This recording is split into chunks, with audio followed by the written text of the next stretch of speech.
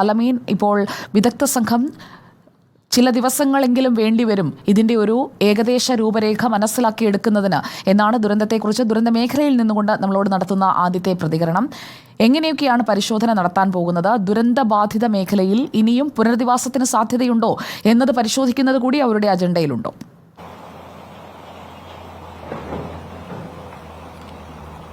സുജി, അല്പം മുമ്പാണ് ജോൺ മത്തായിയുടെ നേതൃത്വത്തിലുള്ള 6 അംഗ സംഘം ദുരന്ത നിവാരണ അതോറിറ്റിയുടെ വിദഗ്ധ സംഘം ഈ സ്പോട്ടിലെത്തിയത്. അവർ ചൂരൽമലയിലെത്തി ബെയിലി പാലം കടന്ന് ഇപ്പോൾ ഈ ഉരുൾപൊട്ടലുണ്ടായ അതിന്റെ പ്രഭവ കേന്ദ്രത്തിലേക്ക് പോയിരിക്കുകയാണ്.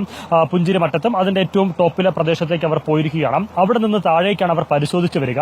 അവരുടെ അജണ്ടയിലുള്ളത് അല്ലെങ്കിൽ അവരുടെ പരിശോധനയിൽ അവർ സ്വീകരിക്കുന്നത് എന്തുകൊണ്ട് ഈ ഉരുൾപൊട്ടൽ ഉണ്ടായി എന്നുള്ളതാണ്, അതിന്റെ ആഘാതം എത്രത്തോളം ഉണ്ടായി എന്നുള്ളതാണ്. എന്ന് മാത്രമല്ല, ഈ ഉരുൾപൊട്ടലിന് ശേഷമുള്ള ഈ പ്രദേശത്തിന്റെ ഒരു സുരക്ഷിതത്വം എത്രത്തോളം ഉണ്ട് എന്നുള്ളതും അവരുടെ പരിശോധനാ പരിധിയിൽ വരുന്ന വിഷയമാണ്.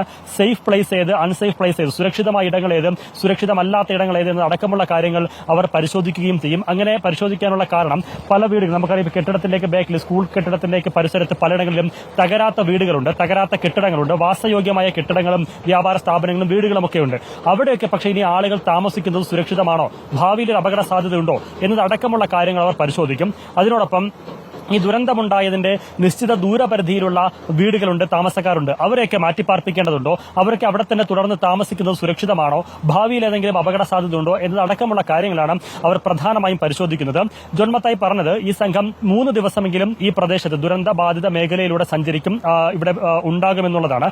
സാമ്പിളുകൾ ശേഖരിക്കും, മണ്ണിന്റെ സാമ്പിള്, അതുപോലെ തന്നെ ഈ കിടക്ക് നമുക്കറിയാം നിരവധി പാറക്കൂട്ടങ്ങളും നിരവധി ചെറുതും വലുതുമായ കല്ലുകളും പാറക്കൂട്ടങ്ങളൊക്കെ ഉണ്ട്. സ്വാഭാവികമായും ഇതുപോലുള്ള ഇതെല്ലാം പൊട്ടിയടർന്നു വന്ന കല്ലുകളും മറ്റുമാണ്. ഇത്തരത്തിലുള്ള കല്ലുകൾ ഈ ഉരുളുകളായി ഇറങ്ങി വന്ന ഉരുളുകളുടെ പാറക്കല്ലുകളുടെ സാമ്പിളുകൾ അവർ ശേഖരിക്കും. അതുപോലെ തന്നെ മണ്ണിന്റെ സാമ്പിൾ ശേഖരിക്കുമെന്ന് അറിയിച്ചിട്ടുണ്ട്. ഒപ്പം വെള്ളം, ഈ ഉരുൾപൊട്ടലിന്റെ ഭാഗമായി വന്ന വെള്ളം, അങ്ങനെ ശേഖരിക്കാവുന്ന സാമ്പിളുകളെല്ലാം ഇവിടെ നിന്ന് ശേഖരിച്ച് അത് ലാബിൽ പരിശോധനയ്ക്ക് അയക്കുകയും ചെയ്യും. അതിന്റെ പരിശോധനാ ഫലവും കൂടി ഉൾപ്പെടുത്തിയായിരിക്കും ഇവർ റിപ്പോർട്ട് സമർപ്പിക്കുക എന്നുള്ളതാണ് അറിയിച്ചിട്ടുള്ളത്. 10 ദിവസമാണ് സുജയ് ഈ സംഘത്തിന് സമയപരിധി നിശ്ചയിച്ചിട്ടുള്ളത്. ഈ മാസം 22-നോ അതിനു മുൻപോ റിപ്പോർട്ട് ദുരന്ത നിവാരണ അതോറിറ്റിയുടെ അഡ്വൈസറി കമ്മിറ്റിക്ക് സമർപ്പിക്കണമെന്നുള്ളതാണ് ദുരന്ത നിവാരണ അതോറിറ്റിയുടെ നിർദ്ദേശം. ജോൺ മത്തായി പറഞ്ഞത് ആ 10 ദിവസം എന്നുള്ളത് അതിനു മുൻപ് തന്നെ പരമാവധി റിപ്പോർട്ട് സമർപ്പിക്കുമെന്നുള്ളതാണ്. പ്രാഥമികമായുള്ള റിപ്പോർട്ടുകളും പ്രധാനപ്പെട്ട വിഷയങ്ങളും ഉൾപ്പെടുത്തിയുള്ള റിപ്പോർട്ടായിരിക്കും ആദ്യം സമർപ്പിക്കുക. ഇനി കൂടുതൽ പഠനത്തിന് സമയം അനിവാര്യമാണ് എങ്കിൽ അത് പ്രാഥമിക റിപ്പോർട്ട് സമർപ്പിച്ചതിനു ശേഷം സർക്കാരിനോട് ആവശ്യപ്പെട്ട സമയം തേടും. പക്ഷേ നിശ്ചിത സമയപരിധിക്കുള്ളിൽ തന്നെ പരമാവധി വേഗത്തിൽ റിപ്പോർട്ട് സമർപ്പിക്കാനാകുമെന്നുള്ളൊരു പ്രതീക്ഷയാണ് അദ്ദേഹം പങ്കുവച്ചത്. അതോടൊപ്പം ഈ ദുരന്തത്തിനിരയായ ഇരകളായ ആളുകളെ മാറ്റി താമസിപ്പിക്കുന്നതിന്, പുനരധിവസിപ്പിക്കുന്നതിന് ടൗൺഷിപ്പ് ഉൾപ്പെടെയുള്ള പ്രഖ്യാപനം സർക്കാർ നടത്തിയിട്ടുണ്ട്. അങ്ങനെ ടൗൺഷിപ്പ് നിർമ്മിക്കുന്നതിന്, അവരെ പുനരധിവസിപ്പിക്കുന്നതിന് ചില സ്ഥലങ്ങൾ സർക്കാർ കണ്ടിട്ടുണ്ട്. അത് മേപ്പാടി പഞ്ചായത്തിൽ തന്നെയുള്ള സ്ഥലങ്ങളാണ്. മേപ്പാടി പഞ്ചായത്തിന് പുറത്തും ചില സ്ഥലങ്ങൾ അവർ പരിശോധിക്കുന്നുണ്ട്. ഈ സ്ഥലങ്ങളുടെ ഒരു സുരക്ഷിതത്വം കൂടി, അവിടുത്തെ ദുരന്ത സാധ്യത കൂടി, ഭാവിയിൽ ഏതെങ്കിലും തരത്തിലുള്ള അപകട ഭീഷണിയോ മറ്റോ ഉണ്ടോ എന്നതടക്കമുള്ള കാര്യങ്ങളും പരിശോധിക്കും. അതിന് അവിടെ നിന്നുള്ള മണ്ണടക്കമുള്ള കല്ലടക്കമുള്ള സാമ്പിളുകളും ശേഖരിക്കേണ്ടത് അനിവാര്യമാണ്. അങ്ങനെ സമഗ്രമായ ഒരു പരിശോധനയാണ് ഈ സംഘം ഉദ്ദേശിക്കുന്നത്.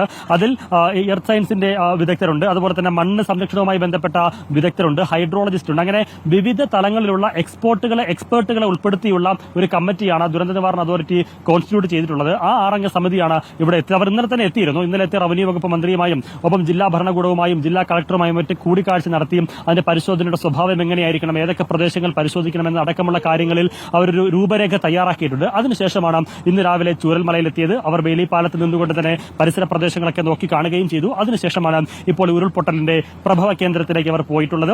3 ദിവസം അവർ ഇവിടെ ഉണ്ടാകുമെന്ന് അറിയിച്ചിട്ടുണ്ട്. ഈ സാമ്പിളുകൾ ശേഖരിച്ചാൽ അതിന്റെ പരിശോധനാ ഫലം ലാബിൽ നിന്ന് ലഭിക്കുന്നതിന് ഒരു നിശ്ചിത സമയം ആവശ്യമാണ്. അതുകൂടി ലഭിച്ചതിന് ശേഷമായിരിക്കും സമഗ്രമായ ഒരു റിപ്പോർട്ട് സംഘം സർക്കാരിന് സമർപ്പിക്കുക. ആ റിപ്പോർട്ട് കൂടി പരിഗണിച്ചുകൊണ്ട്, ഒപ്പം അഡ്വൈസറി കമ്മിറ്റി, സംഘം സമർപ്പിക്കുന്ന റിപ്പോർട്ട് പരിഗണിച്ചുകൊണ്ട് അഡ്വൈസറി കമ്മിറ്റി, ദുരന്ത നിവാരണ അതോറിറ്റിയുടെ അഡ്വൈസറി കമ്മിറ്റിയും ചില ശുപാർശകളും നിർദ്ദേശങ്ങളും സർക്കാരിന് സമർപ്പിക്കും. അതുകൂടി മുൻനിർത്തിക്കൊണ്ടായിരിക്കും ഈ ടൗൺഷിപ്പ് ഉൾപ്പെടെ പുനരധിവാസം ഉൾപ്പെടെയുള്ള കാര്യങ്ങളിൽ സർക്കാർ ഒരു അന്തിമ നിലപാട് സ്വീകരിക്കുക.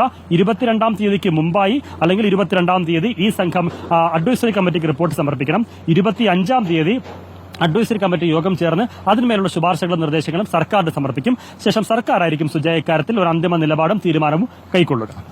ഓക്കെ, 6 അംഗ വിദഗ്ധ സംഘം ഇപ്പോൾ ഉരുൾപൊട്ടൽ പ്രഭവ കേന്ദ്രം മുതലുള്ള ഉരുൾപൊട്ടൽ ബാധിച്ച മുഴുവൻ മേഖലയിലും പരിശോധന നടത്തുന്നതിന്റെ വിവരങ്ങളാണ് അൽ അമീൻ പങ്കുവച്ചത്.